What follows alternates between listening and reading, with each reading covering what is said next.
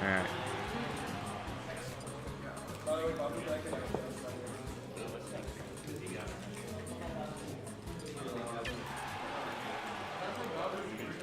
Alright, best I can do in the layout. Sorry, it might be a slightly misaligned. Getting into it, though. Corrin versus Samus, very interesting matchup. On paper, I'm not entirely sure who wins. Corrin seems to have the tools to get it on Samus, but that dash attack can punish basically anything that Corrin whiffs.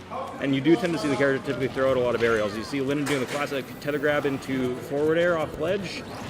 Tries to get landing another forward air, but Mono just brilliantly calling it out with that pivot grab there.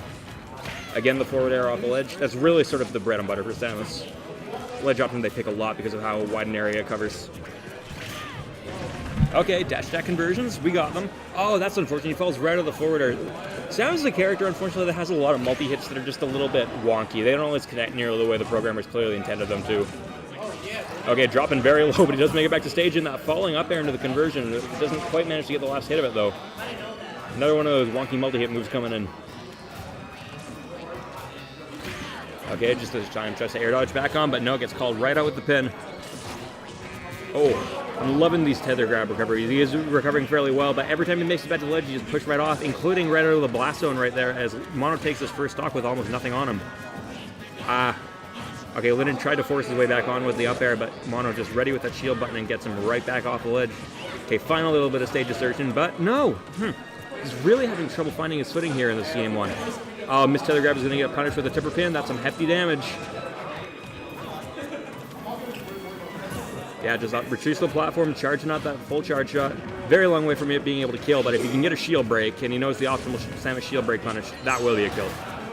I'm going to hop on commentary. Hey, I got Ifio joining me here. Yes, you do. We got Mono versus Linden. This is going to be a fun match. Two phenomenal players going at it, duking it out. Hang on, guys. I'm just going to update the commentary here, and we'll get right back into it. All right, and we see that Samus does manage to take stock there. Only 66%, considering the huge deficit he was at the beginning. He's bringing this back fairly well. Finally seeming to get a little bit of stage control going for him. Ooh, that was some funky movement with the charge shot cancel. Yeah, he's really good at that. Yeah, very consistent. Oh, not quite so consistent with those pivot grabs, though, unfortunately. He needs to pick up Bowser. He'll learn. You learn or you lose. Okay, I love that. He actually blocked the pin and walked forward a little bit and shielded again just to get a little bit of extra stage control before Mono eventually kicked away. Great anti-air with the up tilt as well. Now Mono put her off stage with a full charge shot. Samus, this is getting a little bit scary. Those long limbs of Samus doing a lot of work, almost as long, if not longer, than some of Corrin's sword moves, funny enough. Yes, indeed. Ooh, getting the perfect shield on that, making the missile go at a funky angle. Yeah. And catching out the back air off stage.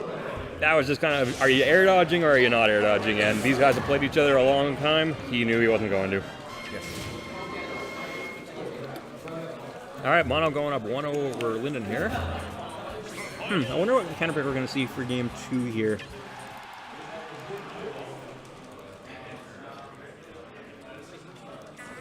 Okay, Town and City, a little bit of a double-edged sword. Both these characters can kill fairly reliably off the top. Corrin being a bit of a juggle character who also has an upwards kill throw, and Samus having those really dangerous ladder combos. Yes. I agree.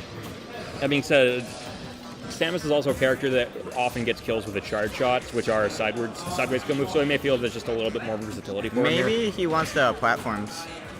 He could want the platforms as well. I think as long as you've got any kind of platform to work with, Samus can get some pretty bonker stuff happening. You can get 0 to deaths, you can get 50, 60%. Yes. It's pretty crazy.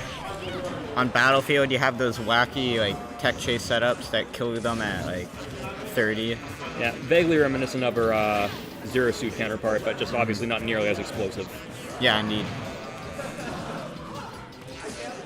Tries to read the high jump, but manages back to the stage safely. Power shoots flying left and right. Oh, lets the charge shot rip, but it's just barely off there. Good arrows to get through that Dragon Fang shot. Ooh, a little bit of a misspacing on that tether tether in the air, and it does put him in a fairly bad situation. Okay, that was a great recovery though. Better spacing on that one as Mono just flying around with a pin, trying to get back to center stage, and he does. Now he's got the advantage. Samus being a very heavy character, but is fairly floaty. You've definitely got some time to sort of line up where they're going to try and land. Oh, I like the attempt. trying to frame trap him by the looks of it. Yeah, and he had time to charge up. Oh, I know why he did that. Because he was baiting Mono to go into shield it when he landed, and then he was going to shoot the charge shot, and his only option would have been to jump out, and that would shooting it just at that elevation would have covered the jump. Okay, good insight. Yeah. Mono just going for the safe pin. Ooh, almost getting the charge shot. I honestly thought I was going to hit, but that will take it. Yeah, Samus is heavy, but you're not that heavy. Indeed. Tennessee, the lowest ceiling in the game. An up air might have actually been a little funner, lowest so I don't know legal what that was ceiling in the game. Yeah, fair enough. We don't talk about things like Delfino anymore. Oh, okay. You gonna enter the Bowser bracket? Probably not.